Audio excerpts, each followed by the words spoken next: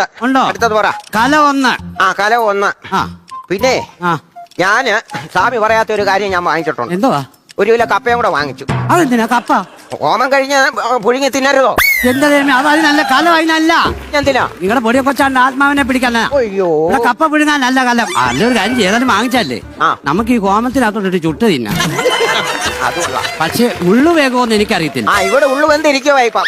അങ്ങനല്ല പറഞ്ഞ, കപ്പയുടെ ഉള്ളു വേഗമൊന്നും എനിക്കറിയത്തില്ലെന്നാ പറഞ്ഞത്. അത് ശരി, ബാക്കി പറഞ്ഞ. ബാക്കി പറയട്ടെ. കഥകളിപ്പഴം. കഥകളിപ്പഴോ? കഥകളിപ്പഴോന്നല്ലയോ?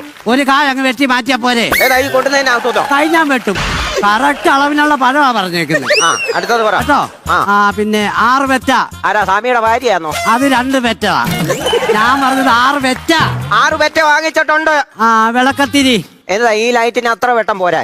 വിളക്കത്ത് വന്നിരിക്കാനല്ല, വിളക്കിലിടുന്ന തിരി, വിളക്കത്തിരി. 7 തിരി വാങ്ങിച്ചിട്ടുണ്ട്. അതെല്ലാം ഒതുങ്ങുമോ നോക്കട്ടെ.